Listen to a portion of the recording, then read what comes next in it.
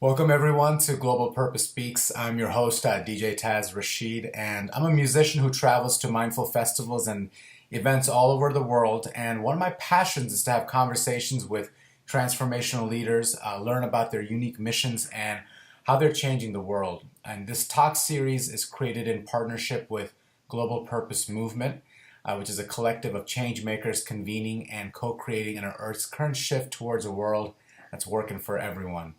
And today, I'm very excited. We're speaking with Brandon Peele, who helped professionals create careers in purpose, impact, and abundance.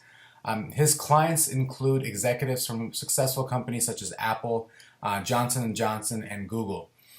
Through his client engagements and coursework, he's actually guided over 2,000 people from over 50 countries find, live, and lead with their life's purpose. His book, Planet on Purpose, is coming out in June, and his work has been featured in USA Today, Fox News, Huffington Post, and Techcrunch. Brandon has lectured at the University of California, Berkeley, Northern Arizona University, the Institute of Noetic Sciences, and California College of the Arts. He's also a Purpose Guides Institute certified purpose guide and has an MBA in leadership and Columbia Business School of New York. Brandon, welcome. Great to have you on the show. Thank you, Taz. It's awesome to be here. Yeah, and I know you're busy working all over, and so it's just really great to have you, taking the time to be with us here today. I want to dive in, as I was mentioning, these are short interviews. How would you define the word purpose? Yeah, golly. The short answer is that it's a conscious, explicit agreement between yourself and the world. It's a contract, basically. Yeah. Now, how that contract is created is where there's kind of lots of different interpretations. Like Donald Trump has a purpose. It's like to express himself and to build casinos with his name on it and all that. That's what I would call like a declared purpose. Just saying yeah, that looks like a good purpose. I think I'll be that. And then and there's lots of drawbacks to that, but it's better than having no purpose than just being sitting on your couch, pulling bong rips and being like, well, I'm going to go here and go there and just see, be in the flow, see what happens, their purpose that could sort be of thing. To get to the refrigerator and get some snacks, Yeah. Yeah.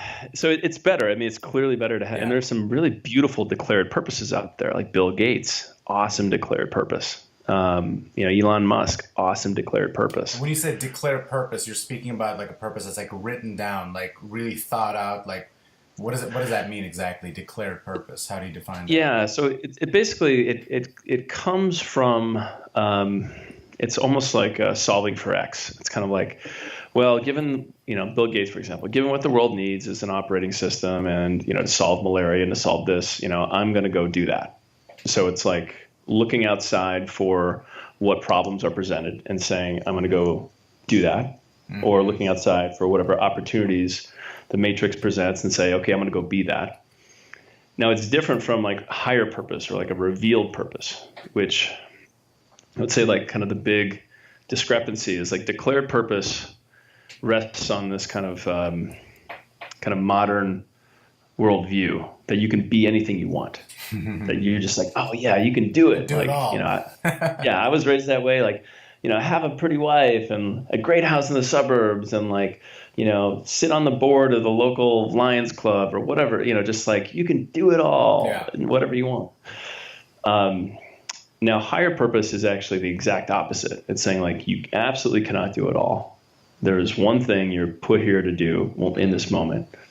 And it's revealed. It's like it comes through, it pierces through this kind of egoic or modern awareness that says, Taz, you have to go create powerful unitive experiences around music and help people. It's like you've probably felt it erupt. It's like an eruptive purpose almost.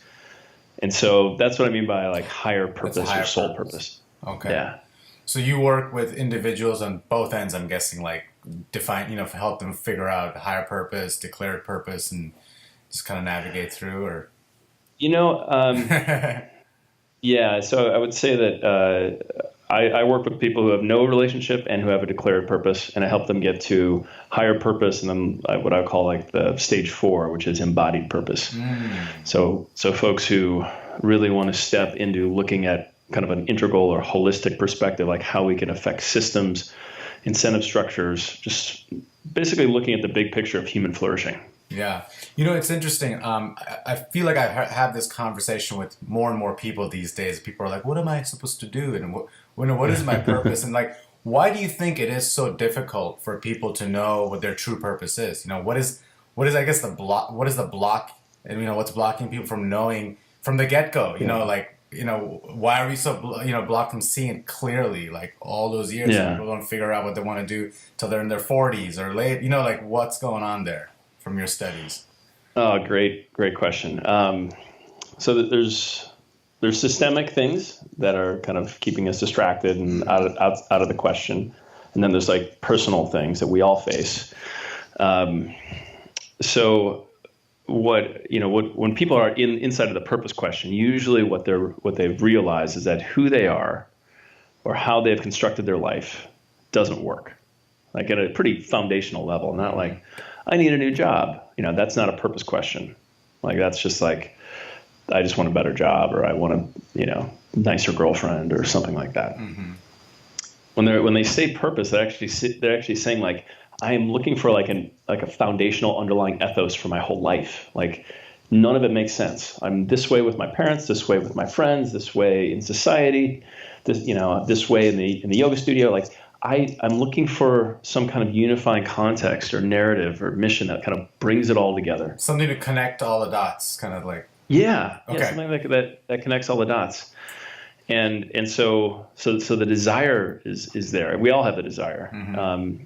And people who ask the question are like actually paying attention and saying like, I actually have a deeper question here. This isn't just about the American dream or being happy. Like, I really need to know who I am and what I'm supposed to do. Now, why that's a difficult thing is because we were socialized and psychologically individuated in such a way to respond to the external environment. So we've got this kind of default purpose, or this kind of ego level purpose that a series of strong suits and unprocessed wounding that just has us be our personalities and had us choose the professional and educational things that we chose. And without really any access to the idea you said like default purpose. This is like, I mean, would an example be like, when I came to this country, I thought like I had to like have that, big house, white picket fence, like get a job 9 to 5, wear big suits, and not big suits, like have a big job where, maybe big suits, whatever. It was the 80s, 90s. And then that have that kind of life and be a corporate dude. Like that was like a design purpose, I feel like, for me, which I broke out of, Yeah. Bingo. Okay. And it is more fulfilling than like having no purpose, right? And there's a kind of a social construct, a default that says you should have all that, right? And so you either choose it or you choose to like fight against it, and you get your Quiet Riot T-shirt and you go work at a coffee shop and you work on your art, and you think you're being real, but you're really just reacting to what's not working. And so those are two examples of default purposes. Like, given what society has laid out for you, you can either say, "Yep, I'm gonna go do that. I'm gonna go be number one in some way, shape, or form," or I'm gonna fight it. I'm gonna be an activist, an artist, whatever. So those are our options, unfortunately. And when people really get that like, oh yeah, it's actually totally not authentic to dress like a skater and and be this way, and it's also not authentic to like go with the matrix. Mm-hmm. Well, then what is authentic? What is my purpose? And so that requires essentially a pretty substantial kind of psychic restructuring.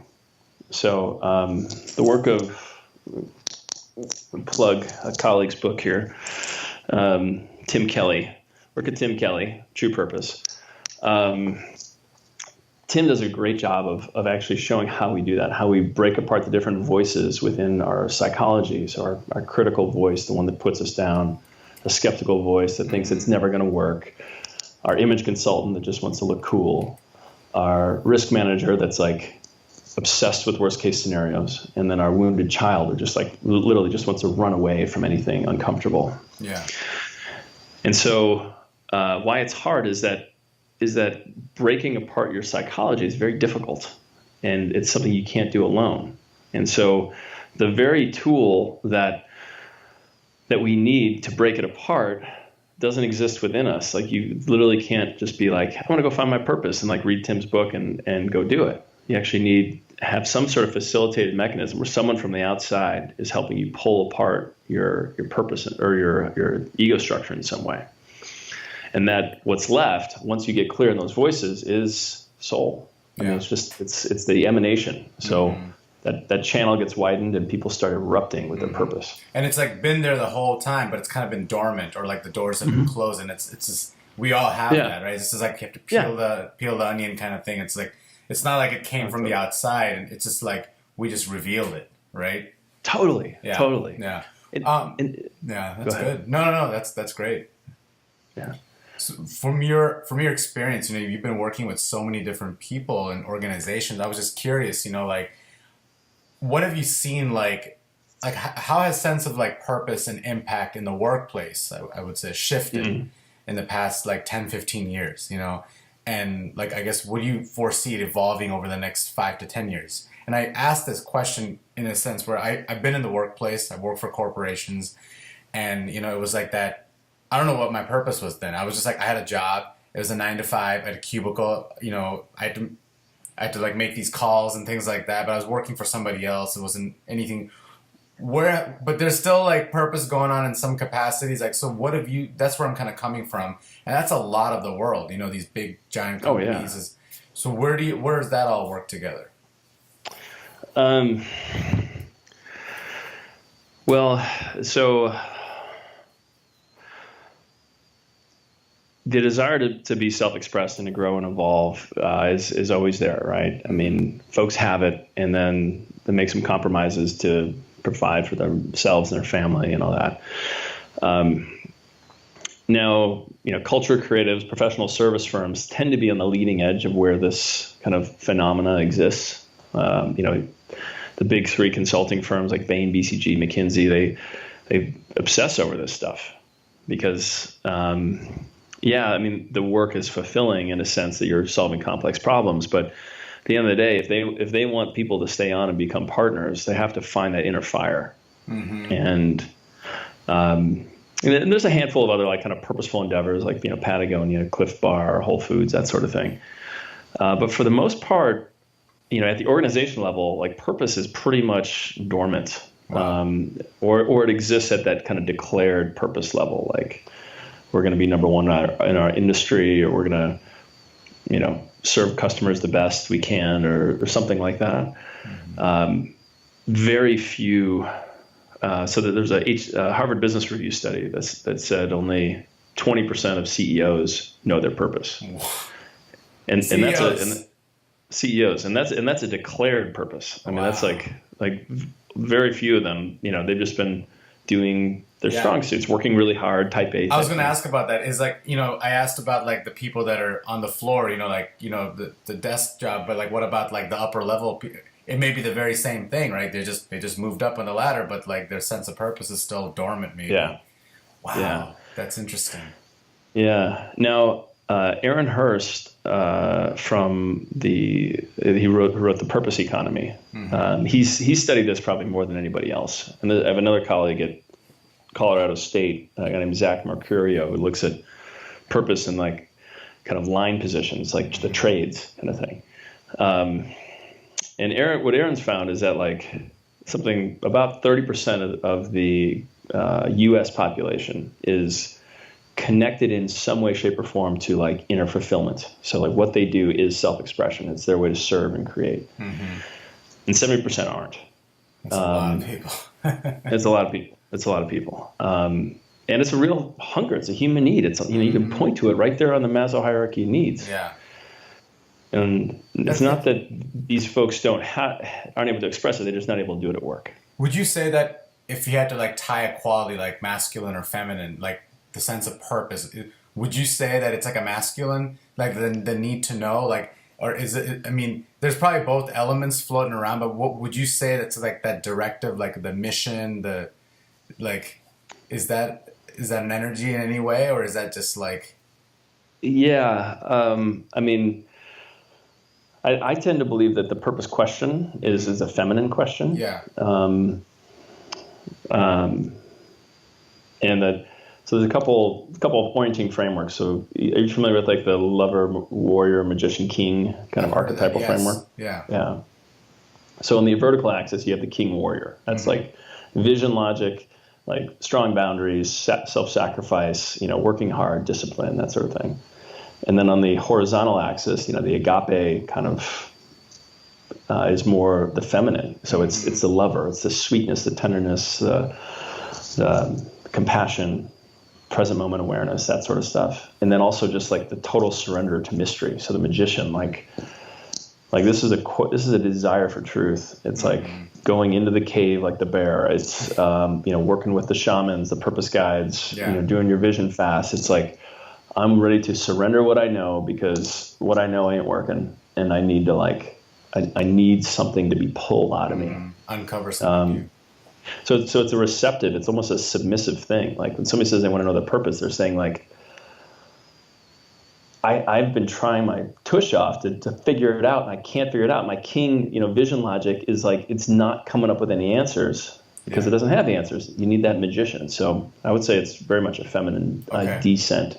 That's nice to hear, and like because you said like 70% of people like just in America that don't know, and you think America's like ahead of the game. People are like, we're ahead of the whole world in so many ways, but 70% that's a lot of folks. And it's interesting because it's the time and ages of how like you just hear more and more people like embodying their feminine nature, their creative qualities. Like so, this question has been coming up more and more. So that's really cool to see. So, what would you say like what is your vision for like the potential of something like the global purpose movement? Not just in terms of like the particular name for this project, but like the global movement. Like we're seeking to like steward and. This is what our project can become. Like, what would you say, like, in 10 words? And I'm just kidding. God, it's like nothing is more exciting to me. I mean, it's like, my book is 400 pages of like excitement over this. So it's like,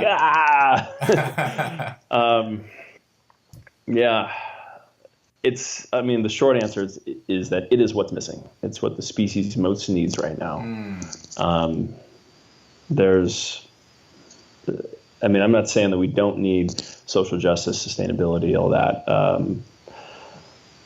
But what's missing, and I think Jung talks about this, the Dalai Lama's talked about this, is like this kind of inner transformation, like really knowing who we are and living that, like creating livelihood around it, and being just so fully self-expressed at the level of vision and values out in the world, as a cultural precondition, really, to anything substantial happening in politics or economics. Like we've had best practices for governance, technology. I mean, we know about the merits of social democracy, of solar, of bikes, of co-housing. I mean, we know all of these evolved forms of cooperating socially, economically, politically. We're not doing them, and a big piece of that is that. And again, Tim Kelly talks about this in much greater depth than I do, but is that we have a dearth of purpose awareness at the very top. We have whole industries, like the 10 top industries in the world, don't know their purpose. Jeez. Whole countries that don't know their purpose. There's only actually two countries that are engaged in the question, and that's Tim works with them, Israel and Colombia. Everyone else is like, whatever, it's fine. It's like, no, it's not fine. Wow. And then at the level of like world leaders don't know their purpose. Wow. And so when I look at what's missing, and when I look at like what I care about, human flourishing, justice, sustainability, like the earth and art and all these things, like these things are being destroyed by default purpose or systems of default purpose, not by bad people, just by people who just haven't popped yet. Yeah. That makes sense. Be like, if people figure out their purposes, the whole world will just evolve. Like the evolution will just things would just be better if people knew what they actually wanted. No, that makes complete sense. It's like they're Totally. basically they're awakening. That's what Yeah. we're talking about here. Their personal awakening. I love that. Yeah. Tell us a little bit more about your book that's coming out. That's very exciting. Yeah. Well, thank you. You mentioned that. I want to swing back though to the last question because I want to make it kind of personal for Okay. everyone who's watching.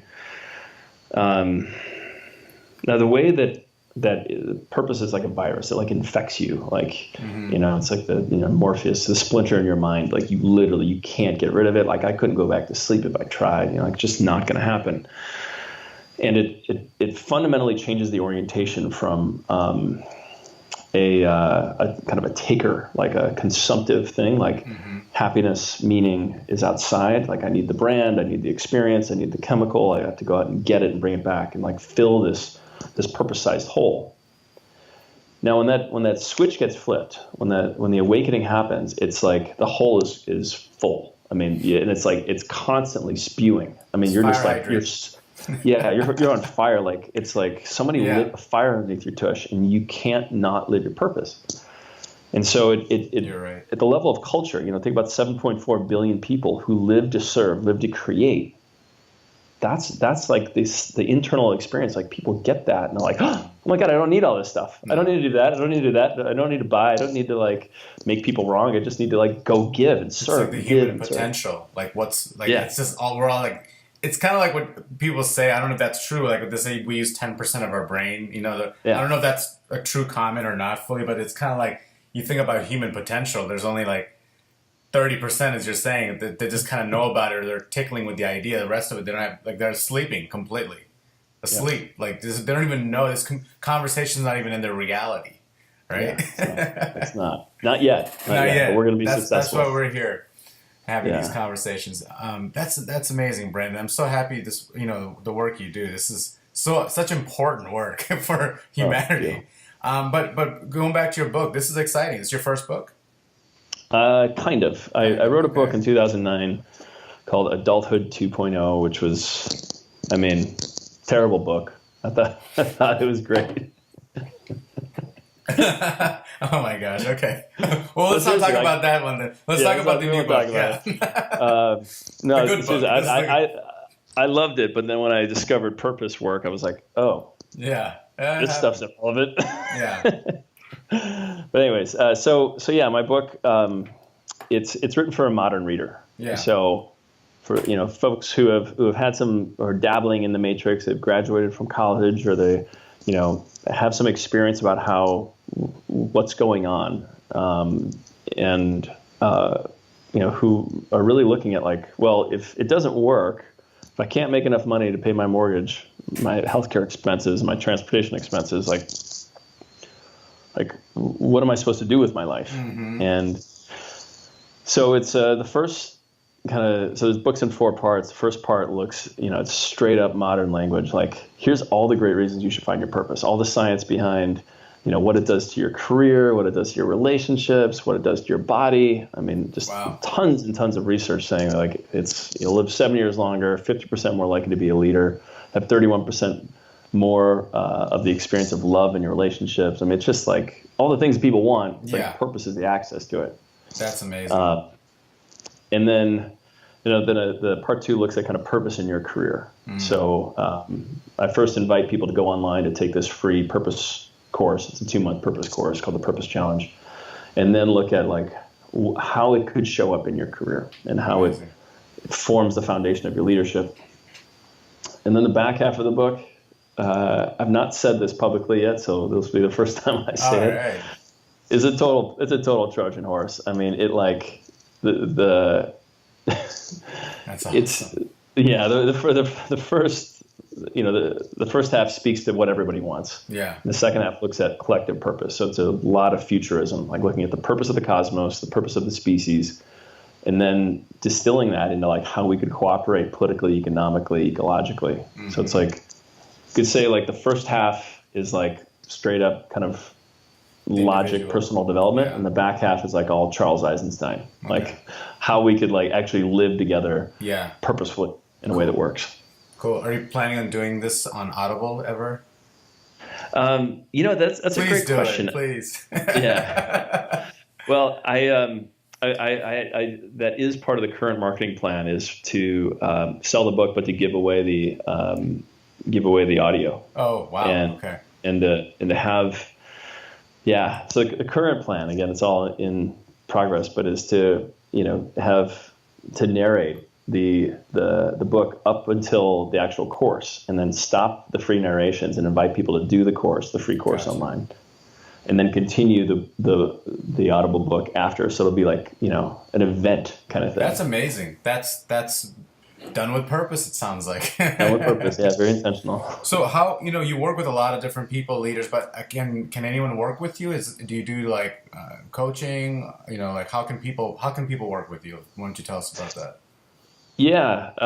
So if folks want to like get there and get there fast, like one-on-one work is the best. And I'm not the only one who does it, by the way. Yeah. Like there are highly trained guides from the Purpose Guides Institute, where I did my training, the True Purpose Institute, Tim Kelly's school, and then Bill Plotkin's school, the Animas Valley Institute. So they all have different approaches, and I'd be happy to talk more about them.